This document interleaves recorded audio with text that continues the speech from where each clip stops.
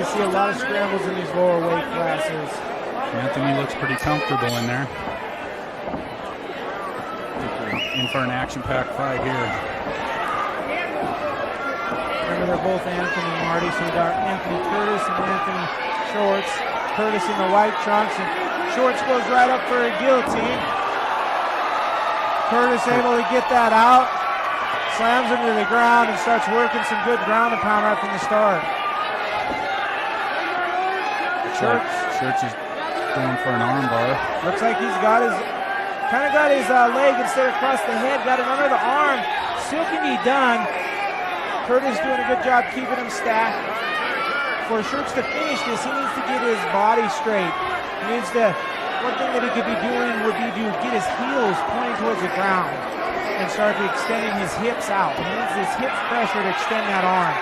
See him transition to a triangle. He's got his left leg over the top, going to lock up the triangle. He needs to control Curtis's head. If he can pull down that head, keep his posture down. There you see Curtis going to stand up. Good triangle. He needs to, if Shurts can go ahead and hook his leg, keep him from standing all the way up. Or as we seen earlier tonight, he can go ahead and transition to that arm bar.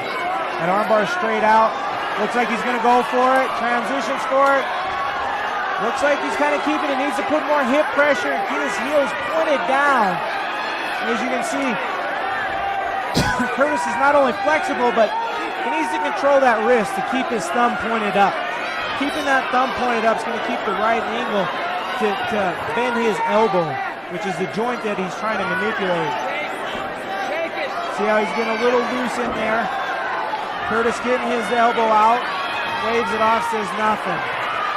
Dives right back into his guard and puts his other triangle, doesn't get his arm in, giving Shurts a triangle on the other side. Curtis has got his arm trapped in there in his leg now.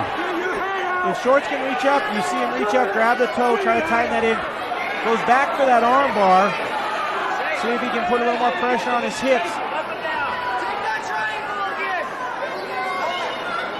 You know, what Curtis needs to do is get his elbow out. He's using a lot of muscle there to pick him up and throw him. Goes back in. Looking for some good body shots. Shurts running, looking for that takedown. Looked like he might have had a little bit of a technical advantage in the jiu-jitsu department, but wasn't able quite to get the submission yet. Curtis doing a good job keeping it standing. Leaning up against the cage.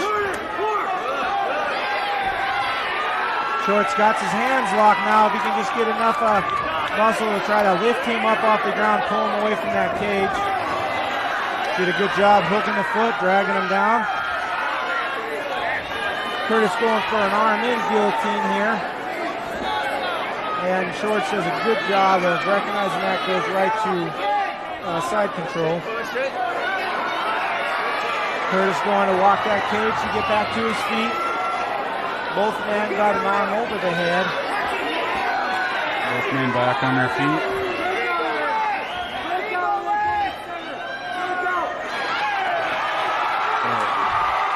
Curtis throwing some heavy hands, going some uppercuts, wide hooks, bringing some knees to the body. 10 seconds left, pouring the pressure on. Oh, and he buckles him, drops him with that one. Ref's seen enough.